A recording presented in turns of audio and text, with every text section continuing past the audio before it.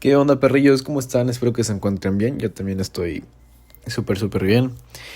Pues nada, venimos otra vez con tu viaje de sanación psicodélica. Eh, Ahí vamos avanzando. No, es poco a poco. Yo creo que ya nos falta poco menos de 100 páginas para acabar. Entonces, estamos bien, vamos bien. Y espero que pues la neta leer un poco mejor de lo que he hecho estos últimos días. Bueno, estos últimos capítulos. Pues nada, venga. Vamos. Aguas con cómo, dónde y con quién consumes. Al preparar una experiencia psicodélica es fundamental considerar el set, disposición mental y actitud, y el setting, ambiente o contexto. En este capítulo explico el significado de estos términos y su importancia para evitar un mal viaje en la medida de lo posible. El mal viaje.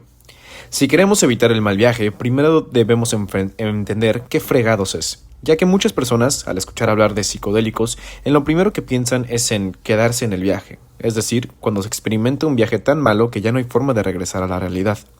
Imagina que estás en un viaje, no uno de esos con maletas y aeropuertos, sino uno donde cierras los ojos y el universo entero parece desplegarse frente a ti. Al principio, las luces y los colores te dan la bienvenida, como un cálido abrazo de energía. Pero de repente, algo cambia. Sientes una incomodidad inexplicable, como si un leve murmullo se convirtiera en un grito ensordecedor. Te invade la sensación de que algo está fuera de lugar y una pregunta surge de manera inevitable. ¿Y si nunca salgo de esto? Esto es lo que los expertos en sustancias psicodélicas llaman un mal viaje. En resumen, se trata de una experiencia en la que se presentan desde sensaciones de pánico y paranoia hasta los miedos más profundos del subconsciente. Algunas personas lo describen como estar atrapadas en un laberinto emocional sin salida, donde el tiempo parece detenerse y la realidad pierde su forma. Es un encuentro con la sombra, ese rincón de nuestra mente donde se esconden los recuerdos reprimidos, las heridas olvidadas y las partes de nosotros mismos que preferimos ignorar. Un mal viaje no es necesariamente malo, en el sentido estricto de la palabra. De hecho, para muchos, estas experiencias han resultado en una transformación profunda y un autoconocimiento sin precedentes. Pero, cuando se carece de preparación, apoyo o contexto, un mal viaje puede convertirse en una experiencia aterradora y traumática. ¿Por qué sucede esto? ¿Es culpa de la sustancia, del entorno o de nuestra propia mente? Aquí entra en juego la importancia de la psiquiatría integrativa, que busca comprender cómo estas sustancias interactúan con nuestra biología, emociones y espiritualidad. Los psicodélicos son herramientas poderosas, pero como con cualquier otra, su efecto depende de cómo, dónde y con quién se utilicen, por lo que tanto el set como el setting son factores críticos para determinar cómo se desarrollará la experiencia, así como un bisturí puede salvar vidas en manos de un cirujano, puede hacer mucho daño en un contexto equivocado. El mal viaje psicodélico, como veremos, no es el villano de esta historia. Es un mensajero que, aunque no siempre es deseado, igual nos invita a mirar de frente aquello que evitamos y, al final, es ese acto de afrontamiento lo que tiene el poder de transformarnos. Una experiencia común del mal viaje es que el paciente ve arquetipos demoníacos o sobrenaturales acechando o retándolo. El psiconauta también puede oler y sentir a este monstruo, por lo que para él la experiencia es tan viva como si estuviera ocurriendo en la realidad, lo cual es aterrador. Otra señal de que alguien está en un mal viaje es que entra en una crisis de pánico en la que siente, por ejemplo, que su corazón palpita demasiado rápido o que no puede respirar.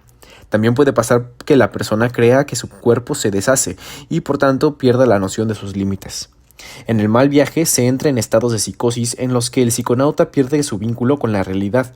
Por fortuna, estas experiencias suelen ser transitorias, durando unos minutos o, en el peor de los casos, unas horas.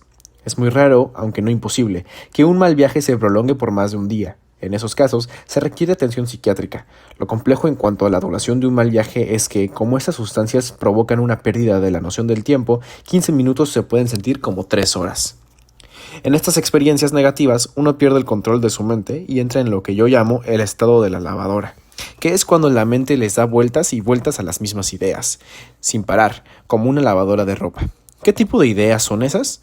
Pueden ir desde pensamientos triviales como ayer en el súper compré la leche equivocada, hasta ideas catastróficas como me estoy muriendo. ¿Por qué se da el mal viaje? En términos generales, porque no se cuidan ni el set ni el setting. Madurez neurológica. Los cerebros muy jóvenes corren mayores riesgos de vivir malas experiencias. Mezcla sobredosis. Quienes consumen más de un psicodélico a la vez o toman una dosis demasiado alta también corren un riesgo. Como no hay una dosis estándar para los enteógenos, para alguien que no es experto resulta muy difícil calcularla, por lo que debe hacerse paulatinamente. Vulnerabilidad de la psique. Alguien en un estado psicológico de crisis, fuerte depresión, ansiedad generalizada, etc., tiene una alta probabilidad de pasar a un viaje psicodélico muy difícil. SET. El SET se refiere al estado físico, mental y espiritual de la persona que va a consumir la sustancia, es decir, cómo se encuentra al momento de la experiencia. Edad. Uno de los primeros aspectos a considerar es si el paciente está en la edad adecuada para consumir estas sustancias, un tema que genera un intenso debate entre expertos. Por un lado, las neurociencias indican que el cerebro termina de desarrollarse completamente hasta los 22 a 25 años. Antes de esta edad se desaconseja el consumo de sustancias que puedan alterar el neurodesarrollo, ya que podrían interferir en procesos clave como la formación de la corteza prefrontal, involucrada en la toma de decisiones y el control de impulsos. Sin embargo, muchas culturas originarias de Latinoamérica y otras regiones del mundo tienen una perspectiva distinta. En estas tradiciones, los niños pequeños participan en ceremonias de iniciación o ritos de paso que incluyen el uso de plantas, hongos y brebajes enteógenos. No existe evidencia en la literatura científica de que estas prácticas hayan causado complicaciones mentales o daño cerebral en los niños. Además, en estas mismas comunidades es común que las mujeres embarazadas consuman sustancias como la ayahuasca o el psilocibe, una tradición ancestral que tampoco ha mostrado efectos negativos en los fetos. En el contexto ceremonial, el SET puede estar listo para una experiencia psicodélica desde los 3 años, mientras que en el carril médico se desaconseja cualquier consumo en la infancia, adolescencia o durante el embarazo. Entre estas posturas extremas, algunos sostienen que una persona debería poder elegir si consume estas sustancias desde la mayoría de edad, 18 años en México, bajo el argumento de que un adulto tiene derecho a tomar decisiones informadas sobre su cuerpo. En mi opinión, cuanto más preparado esté el cerebro, mejor será la experiencia psicodélica. Por ello, considero que la edad ideal para iniciar este tipo de prácticas es entre los 22 y los 25 años. En mi consultorio, he recibido a personas que experimentaron con psicodélicos a una edad temprana y vivieron procesos traumáticos, ya que su cerebro no estaba preparado para afrontar la disolución del ego o el procesamiento de traumas infantiles. En el carril recreativo se observa un problema creciente. La edad de inicio en el consumo de estas sustancias está descendiendo muy rápido. En algunos casos se acerca de manera peligrosa a los 12 años. Aunque el daño no proviene necesariamente de las moléculas, el trauma emocional que puede vivirse en un mal viaje a esa edad es preocupante. Muchos adolescentes prueban sustancias como el MDMA o el LSD en entornos como fiestas y enfrentan experiencias desafiantes que pueden dejar secuelas psicológicas crónicas. Por esta razón es imprescindible establecer criterios claros para evaluar el SET en cada uno de los 3 carriles, ceremonial, médico y recreativo, ya que los riesgos y las necesidades son distintos en cada contexto. El tema de la edad también nos lleva a pensar en lo geriátrico. Uno de los mayores avances en la investigación de estas moléculas ha sido el concerniente a cuidados paliativos y cuidados al final de la vida. Los efectos de moléculas como psilocibina, DMT y ketamina en pacientes terminales o con enfermedades muy dolorosas han sido muy estudiados y los resultados son prometedores. Se ha demostrado que transitar el dolor, la muerte y la enfermedad desde un estado no ordinario de conciencia ayuda a reducir la ansiedad y mitigar el dolor. Por ejemplo, existen reportes de pacientes con dolores oncológicos severos que al entrar en contacto físico con estas sustancias y participar en este tipo de terapias, experimentan una notable disminución del dolor o logran reinterpretarlo de una manera diferente, lo que les permite enfrentar el final de la vida con mayor dignidad y serenidad. Canadá es uno de los países que más ha avanzado en la investigación sobre el uso de psicodélicos en pacientes terminales, más que nada con la psilocibina. Resulta reconfortante observar cómo estas terapias permiten a personas al borde de la muerte afrontar el final de su vida desde un lugar de mayor tranquilidad, ayudándolas a hacer las paces con su pasado y a procesar sus traumas de manera más compasiva. Estos procesos han despertado un creciente interés entre personas mayores, muchas de las cuales antes evitaban los enteógenos debido al estigma asociado a su consumo. Hoy son ellas quienes buscan a los expertos para explorar estas terapias. De hecho, mi paciente más longevo en terapia asistida con psicodélicos tiene 90 años. Tras su experiencia con psilocibina, su perspectiva filosófica sobre la vejez ha cambiado radicalmente y ahora muestra una renovada aceptación y serenidad frente al envejecimiento. Aunque los beneficios para los pacientes de edad avanzada son numerosos, es crucial preparar de manera adecuada el cuerpo antes de someterlo a estas experiencias. Factores como la salud del corazón, el hígado y los riñones deben ser evaluados con cuidado. Además, los viajes con psilocibina pueden durar entre 8 y 12 horas, lo que implica una demanda física significativa para huesos y músculos. Por ello, el nido, el lugar donde el paciente estará recostado durante la experiencia, debe ser muy cómodo para sostener el tránsito prolongado. Sexo. En el pasado, estos ritos contaban con una mayor participación de hombres que de mujeres. Sin embargo, esto ha cambiado con el tiempo, y hoy en día, tanto en trabajos terapéuticos como en experiencias ceremoniales, es común encontrar un número equilibrado de hombres y mujeres. En cuanto a los estudios clínicos, no se han identificado diferencias significativas en la respuesta a los psicodélicos entre hombres y mujeres. Sin embargo, investigaciones recientes sugieren que las fases del ciclo menstrual podrían influir en el tono del viaje psicodélico, debido a que los receptores de dopamina y serotonina que juegan un papel clave en estas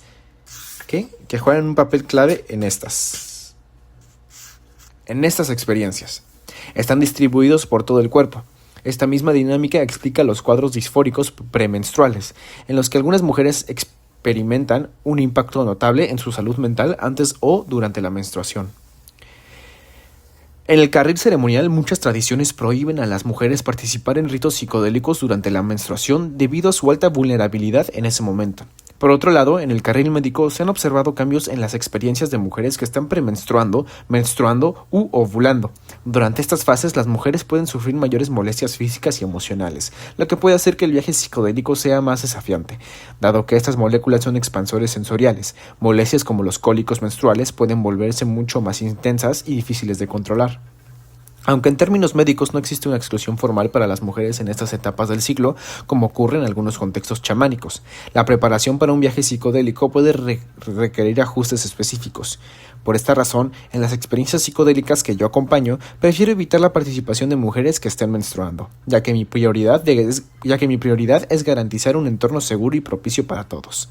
En el plano anecdótico, he observado que los hombres tienden a mostrar mayor resistencia e incluso miedo frente a las experiencias místicas.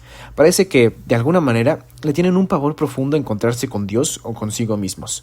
En contraste, las mujeres suelen ser más entronas y tienen una forma distinta y a menudo más natural de conectarse con lo metafísico.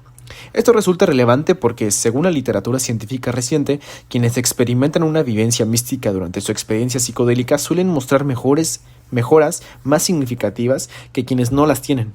Esta puede ser la razón por la cual los resultados terapéuticos que he observado suelen ser más positivos en mujeres que en hombres. Otro aspecto interesante que he observado es que las mujeres tienden a repetir los viajes psicodélicos con mayor frecuencia que los hombres, mientras que para muchos de estos últimos una sola experiencia es suficiente para sentirse satisfechos. Las mujeres suelen regresar por más. Si ya probaron la ayahuasca, por ejemplo, es común que busquen experimentar después con el sapo bufo o con otros psicodélicos. Preparación del cuerpo. La preparación del cuerpo para experiencias enteogénicas es un aspecto crucial que varía mucho, según el enfoque adoptado. Por lo general, los chamanes indican a los participantes que consumen ciertas plantas o eviten determinados alimentos, cafés, estimulantes, carne roja, chile o irritantes, durante los días previos a la ceremonia. También pueden emplear métodos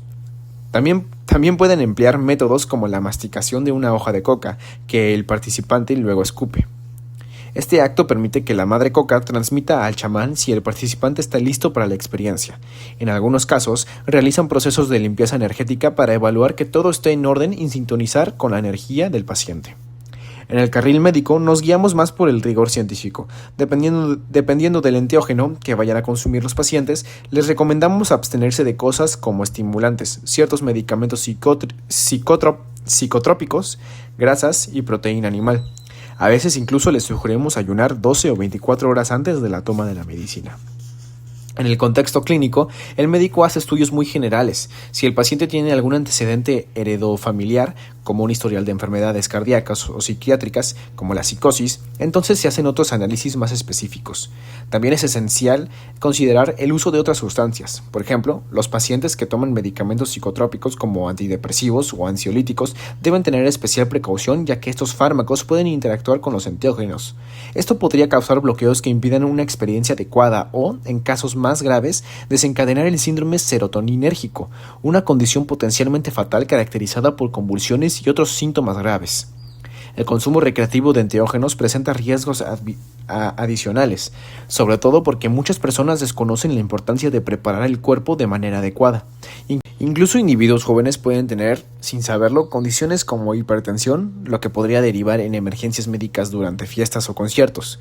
Es preocupante que muchos de quienes hoy guían estas experiencias terapéuticas no sean expertos en medicina, psiquiatría o farmacología. Por ello, la preparación física suele realizarse de manera improvisada o, en algunos casos, incluso se omite, lo que puede poner en peligro a los psiconautas. Esta falta de profesionalismo no solo aumenta los riesgos físicos, sino que también puede llevar a experiencias traumáticas difíciles de integrar en el plano emocional. Un guía sin conocimientos adecuados puede pasar por alto señales de advertencia importantes y agravar aún más los posibles riesgos. Intención. La intención también es muy importante para la preparación del cuerpo hacia una experiencia psicodélica. Muchas veces, cuando le pregunto a un paciente qué le quiere sacar a su viaje, me responde algo parecido a «quiero sentirme mejor». Claro que todos queremos eso, pero el paciente debe tener claras las preguntas que quiere responder, los dolores que desea mitigar y los sentimientos que necesita entender. Es necesario trabajar seriamente con la intención y desde meses antes del viaje, ya que, una vez determinada, se convierte en una especie de faro para el viaje psicodélico. Siempre que el paciente se pierda durante su experiencia, debe remar de vuelta hacia esta luz. El no tener una intención, como suele pasar en el carril recreativo, puede ser uno de los detonadores de un mal viaje. La ausencia de este faro puede llevar al psiconauta a rumiar de manera obsesiva sobre los mismos puntos, perdiéndose en una paranoia debilitante. Sin un anclaje claro, el viaje puede transformarse en una experiencia desorganizada y agotadora emocionalmente. Además, una intención bien definida permite que el paciente interprete los elementos del viaje de manera constructiva y facilita la integración posterior. Por esto, es crucial que el trabajo de intención se tome tan en serio como cualquier otro aspecto de la preparación psicodélica. Setting. Por setting nos referimos al entorno en el que se llevará a cabo la experiencia psicodélica. Lugar. En el carril ceremonial, estas sustancias naturales suelen consumirse en un ambiente rodeado de naturaleza. Estos ritos comunitarios se realizan alrededor de un fuego y, en casi todos los casos, tienen lugar durante la noche. Este setting favorece una profunda introspección, ya que las únicas fuentes de luz que iluminan al psiconauta son el fuego, la luna y las estrellas. Esto cambia por completo el entorno médico, donde las experiencias se hacen de día, en un consultorio o salón, y con un antifaz sobre los ojos del paciente para imitar la oscuridad de la noche. El problema principal con el setting en el carril recreativo, estamos hablando de conciertos, raves, etc., es que puede haber demasiados estímulos tanto visuales como auditivos. Guía. Algo importantísimo para mejorar el pronóstico de la experiencia psicodélica es contar con un buen guía. Uno de los efectos de esta nueva revolución psicodélica es que ahora hay un boom de guías y facilitadores que, en su mayoría, no tienen conocimientos profundos de lo que un paciente necesita en los planos mental y físico, por lo que ponen en peligro a los psiconautas, en especial a aquellos que tienen alguna vulnerabilidad. Incluso sabemos de casos de personas que han muerto durante su viaje debido a graves negligencias por parte de sus guías. Estas vivencias pueden ser muy traumáticas. No debemos creernos la fantasía de que todos los viajes son mágicos y que el psiconauta se perderá en un paraíso psicodélico. Debemos tomar en cuenta que entre 20 y 30% de estas experiencias son muy retadoras, ya que provocan un dolor somático o psicológico en el paciente. Como mencioné en la sección SET, existen algunos criterios clínicos que desaconsejan el sometimiento a una experiencia psicodélica. Historia familiar de psicosis. Si alguno de los padres del paciente ha sufrido un cuadro de psicosis, como esquizofrenia o trastorno bipolar, el riesgo de experimentar con enteógenos aumenta de manera considerable. En estos casos existe la posibilidad de que los psicodélicos enciendan en un gen latente y desencadenen un cuadro psicótico crónico. Cuando escuchamos historias de alguien que se quedó en el viaje, a menudo se trata de una persona con una vulnerabilidad genética subyacente que, por esa misma razón, no debió haber consumido psicodélicos. Historia previa de cuadros psicóticos. Si el paciente ha experimentado un cuadro psicótico en el pasado, no es recomendable que se someta a una experiencia psicodélica. Los enteógenos pueden alterar en lo más profundo la percepción y desencadenar otra vez síntomas psicóticos, como alucinaciones, paranoia o desconexión con la realidad. Incluso si el episodio psicótico fue controlado y no ha habido recaídas, los psicodélicos pueden actuar como un detonador, reactivar la vulnerabilidad del paciente y agravar su condición mental. Trastorno límite de personalidad. Trastorno límite de la personalidad, TLP. Los pacientes con TLP, en su mayoría mujeres, presentan una inestabilidad afectiva y un vacío emocional que las predispone a conductas autodestructivas y, en ocasiones, violentas. Esta hipersensibilidad puede llevarlas a viajes psicodélicos en extremo desafiantes, donde actúen de manera agresiva o impulsiva y pongan en riesgo tanto su seguridad como la del grupo. Por ello, este perfil clínico suele ser contraindicado para experiencias con enteógenos. En el contexto chamánico, por lo general, no se evalúan estos temas. A mi consultorio han llegado varios pacientes que tuvieron una experiencia psicodélica guiada por un chamán que no detectó, por ejemplo, su TLP, y que, derivado de eso, se encuentran en una terrible crisis de salud mental. Muchos psiquiatras tienen estigmatizadas a estas medicinas por un sesgo profesional, pues solo los buscan quienes tuvieron malas vivencias con los psicodélicos. Un problema que enfrentamos en el entorno clínico es que en Latinoamérica existen muy pocos lugares donde las personas pueden certificarse para guiar de manera correcta este tipo de experiencias y hacer la subsecuente integración. En Estados Unidos, Europa e Israel, en cambio, sí hay varios institutos en los que es posible certificarse o estudiar diplomados de calidad. La demanda de capacitaciones para futuros guías está creciendo con rapidez, impulsada por el profundo impacto que estas medicinas generan en quienes las consumen. Muchas personas, al sentir los efectos transformadores de estas sustancias, desarrollan un fuerte deseo para dedicar su vida a compartir y a evangelizar sobre su poder. Y, aunque este deseo, por lo regular, nace de buenas intenciones, la realidad es que convertirse en una guía competente requiere de herramientas y conocimientos específicos que no siempre son fáciles de obtener. Es preocupante ver cómo las certificaciones se han convertido en un negocio. Muchas escuelas aceptan a quien sea siempre que puedan pagar, por lo que los recursos carecen de rigor académico. Este abaratamiento del estatus de guía psicodélico o chamán ha dado lugar a muchos problemas, entre los que están, por ejemplo, los abusos hacia psiconautas. Hay extensos reportes y todavía más anécdotas, las cuales no se ven reflejadas en las estadísticas, de abuso físico, sexual y psicológico por parte de guías y chamanes a participantes de estas ceremonias y terapias. También hay quienes crean sus propias sectas, aprovechando que en la mente de los psiconautas los guías suelen convertirse en figuras de poder. Quien participe en esas ceremonias y terapias psicodélicas debe tener muy claro en manos de quién se está poniendo. Hay que dudar de aquellos que, de repente, se ponen un poncho, toman una guitarra y cobran 40,000 pesos mexicanos por un viaje de ayahuasca. La verdad es que estos chamanes improvisados no tienen la preparación para guiar estas experiencias. Sustancia. Quien vaya a consumir alguna sustancia debe asegurarse de saber con precisión qué es para que no le den gato por liebre, ya que en ocasiones el chamán, guía o dealer puede agregar algo al enteógeno para acelerar o intensificar su proceso, sin informárselo al usuario. Solía ser poco común que los psicodélicos estuvieran adulterados, pero hoy estudios clínicos confirman que esto ha ido aumentando de manera alarmante, incluso con drogas tan peligrosas como el fentanilo. Además, como ya mencioné, es crucial conocer las dosis adecuadas de esas sustancias, ya que cada una tiene un ritmo diferente de acción. Mientras los efectos del LSD pueden sentirse a los 10 o 15 minutos de haberlo ingerido, la psilocibina tarda alrededor de 20 minutos y la ayahuasca hasta 1 hora después de su consumo. Este problema se ha observado mucho en los comestibles de cannabis. Aunque al fumarlo sus efectos son casi inmediatos, su forma comestible puede tardar 40 minutos o más en hacer efecto y muchas personas, al no sentirlos de inmediato, consumen una segunda porción, lo que los lleva a un mal viaje debido a la sobredosificación, y luego sucede el famosísimo "si no la controlas, no la fumes". Para calcular la dosis individual de una persona, los expertos estadounidenses acuñaron una frase: "Start slow, go slow", es decir, si alguien va a experimentar con LSD por primera vez, no debería consumir un cuadro completo, sino comenzar con un cuarto. Si todo sale bien, la siguiente vez podría aumentar a medio cuadro y en una próxima ocasión a los 3 cuartos. Así, es más probable que alguien llegue a su dosis correcta sin tener que pasar malos ratos. Minimización de riesgos. Aunque es fundamental reconocer los riesgos asociados con las sustancias psicodélicas, como sociedad debemos evitar caer en el alarmismo o el prohibicionismo. Estas medicinas también tienen un gran potencial para el bienestar y muchas personas continuarán utilizándolas.